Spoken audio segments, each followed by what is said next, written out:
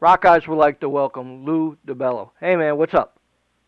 Trying to stay warm here. It's kind of getting a little bit cold these days, but other than that, it's all good. Yeah, around here, I'm near New York, so it's around 20 degrees this morning. So. Yeah, we had that last week, and it's a little bit warmer today, but I'd still take the 70s year round. Right. Cool. I wish that was here, but that's the way it goes over in the East Coast. Right. So this is your fourth solo album, Heatwave. I listened to it a little bit first of the Axeman Cometh, and then I went on to Heatwave. It's just straightforward rock and roll. It's just good material, and when you listen to people say, yeah, it's instrumental. I don't feel that way with either of them. Because it's like just hardcore rock and roll. Before them two, it says you had 4 solo releases. I couldn't find any information on the other 2. Can you tell me anything about that? So the first one that I did, which was out in the early mid-'90s, I think maybe 1994, was called Pile Up, and so at the time, that was a all cassette release, right? And that's never actually been re-released on CD, although I have had it remastered, so I'm trying to maybe get around to that. But so that was the first solo, full release that I made and sold at shows, and there wasn't really any selling online quite back then, but sold in the local shops and whatnot, Right. And it was all instrumental, and then after that, I had done some stuff with some bands that was also sort of independent or whatever, and then the Axeman Cometh was my second full-length release, and then the third one was actually a Christmas collection, Merry Triple Xmas, and that I just sold locally and regionally, so that's never been sort of widely released, but right. But all of those were all independent that I put out myself, just like Heatwave for that matter. Right. But yeah, so those are the 4 releases that I've done under my name, and like I said, all of them except Heatwave were all instrumental, and then Heatwave's kind of half and half. Right. Now, when you were with Electric Skye, was there any releases with that band? Now, with that, I did just a 3-song demo, and that was also pretty much cassette back in the day. So that I wouldn't even call it an EP or anything. I did have some little demos, and that had a fair amount of original material. Now, that was with me singing, such as it is, which is not necessarily my main forte or whatever, and that was also a little bit more kind of on a little bit more of a Hendrixy, heavy blues vibe, with that project, which was actually kind of cool. We did a lot of openers for like Blue Oyster Cult and 38 Special and LA Guns and just bands that would come through the area. We did a lot of openers with that act. It always went over pretty well too. Right. Did you like the days back when you used to mail out cassettes and send a flyer or whatever, compared to now with the downloads and stuff like that, like iTunes and all that stuff? Because I feel like you're getting quality now, but I think the fans actually are getting cheated a little bit because, you used to get so much stuff like, press kits. Now a press kit's it's a file on the internet. Yeah, and, it kind of goes both ways. I mean, it's definitely the old school approach to, to mail that stuff out, have it in hand, and, anymore, everything is and I mean, it's not like I'm making this, groundbreaking observation or anything. Right. And of course, just until recently, I didn't even really have an official online press kit here until last year. I had a website, but it wasn't really done up in that format. But certainly in terms of getting in contact with a greater number of people and anything anymore is paperless, so a lot of people are kind of inclined to go that way. So, I think there's a lot of advantages now, but I don't know, is it necessarily better on the whole? I mean, I don't know, it's hard to say. It's certainly, been good for me in a lot of ways, especially here recently, so, right. Take that for what it's worth. I guess it's like a double-edged sword because, I want that 8x10 glossy in the press kit with the CD, or well, it wouldn't be a CD, but it'll be like a cassette or whatever. But on the other hand, when you got a release, you could have it that day, Right. So, Yep. There's two ways of looking at it, but I like the old school way, but I also like getting to hear the album right away. Well, and that whole idea carries over into the recording process too, because if I'm doing stuff here and then other guys are doing tracks somewhere else, and then I'm getting them together.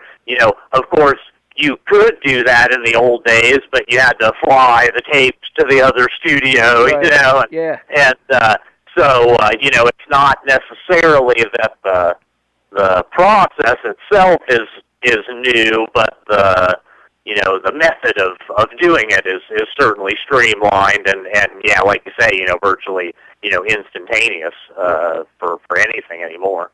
Right. Well, what's the feeling like when you get props from Ross the Boss or any high profile musician, and they talk about you and in a good way all the time? And what's that feeling like knowing people are talking about you?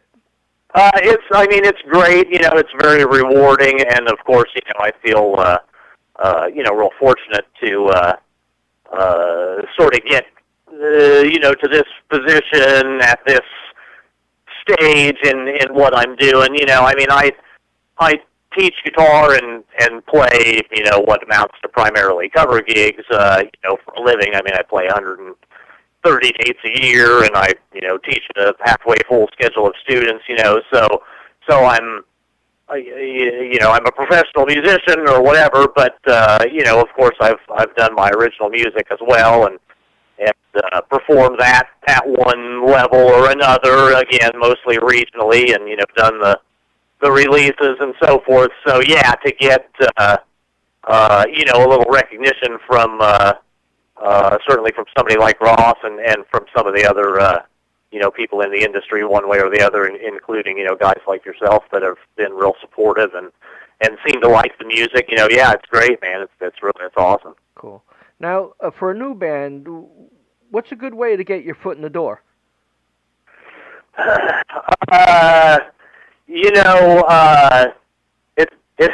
It's hard to say because I'm far from a new band. Right. No. I mean, if you were talking to, say a new student. Right. You would tell them, how to make an impact.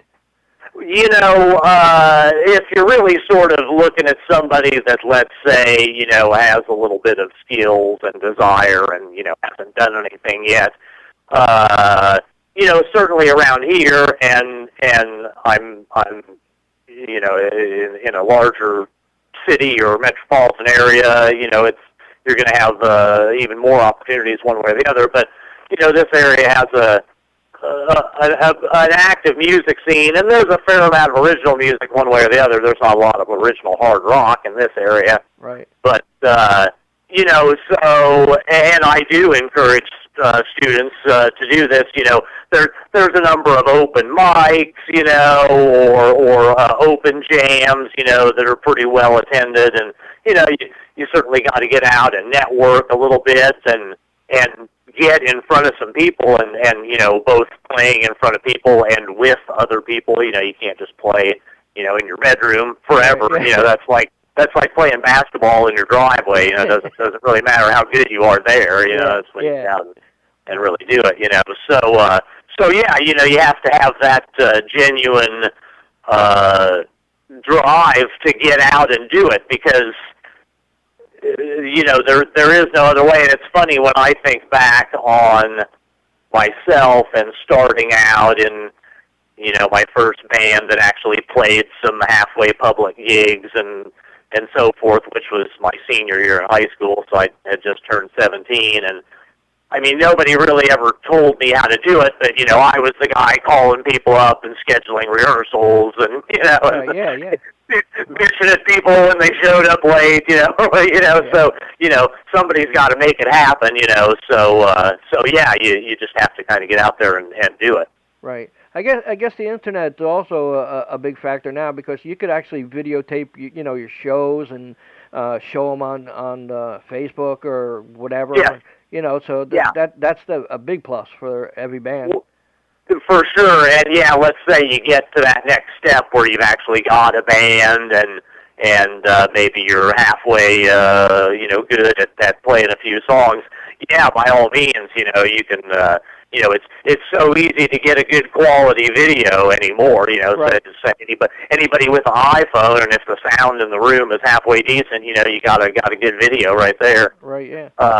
So yeah, and again, that takes you back to that, the whole new technology versus the old approach. It's funny, especially with students now. I find myself, referring to the fact that so much is available on YouTube and whatnot. To study other guitar players and everything. And it's like, man, if I would have had, that resource when I was, right. When I was starting, for me it was like, where can I find a videotape of Jimi Hendrix, Wow, yeah, definitely. Definitely. Do you feel, doing everything in-house is better off now doing, like, independently? Well, I don't know if it's necessarily better off. I mean, even a lot of more established acts are doing it that way to one extent or another. If you've got a record that has got some attention, I think there are a couple labels out there that. But potentially it could be good, to be hooked up with. I mean, myself, if there was a reasonable label deal to come along, either for Heatwave or for another album, I would certainly consider it. But it's not like it was, years ago in terms of where you've got labels that are really going to invest something or whatever. It's kind of like, you supply them the right. product, and then hopefully, they do something without charging you too much money. Right? Yeah, they want what, 75% of everything that you do. Yeah, I mean, yeah, who knows? And then of course that varies from one deal to the next. Right. But yeah, it's certainly a different, kind of a different playing field for sure. Right. Do you plan on doing another solo album after Heatwave? Oh, yeah, I've already got, I don't know if I quite have maybe half an album's worth of tunes together, but, I've got some stuff in the works there, and as far as live shows, that's really what's kind of next on the schedule here. I'm working with some guys and looking to get out and play the material, from the record, mostly some regional openers for acts that are touring through this way, and then maybe next spring or late spring or summer we get hooked up with some sort of touring acts maybe coming through the Midwest or Southeast. So yeah, we've kind of just in the early stages of looking at some options there and squaring away things for a lineup. But yeah, that's basically the plan. Get out and do some gigs here for the early and middle part of next year, and then later next year see if I can get an album out by the end of the year. Cool. Now, how'd you hook up with Chipster? So that happened after I had Ross involved, and the way I got hooked up with Ross was a lady, Lori Hunt, that works with John Pettygrass. I don't know if you know who he is, which is Ross's agent. And so John had been consulting with me and had been real helpful, and you know, of course, had been working with Ross both in terms of, you know, getting maybe some advice and insight from him, and then ended up, you know, having him play on the tune with me, Blood on the Cross, that we both play leads on and stuff, and so that all worked out real nice. And then as the album was done, and you know, basically in less than a year, because I started recording at the end of October, and the official release was July 17th, and it was done a little bit before then. So, you know, in the time that I had known John, I went from not having anything together at all to formulating a solid plan and, you know, putting out this record and everything. I think he was kind of impressed by that, I guess. And so he ended up, you know, referring my stuff to Chip, you know, sort of on his own, or, you know, as a way to maybe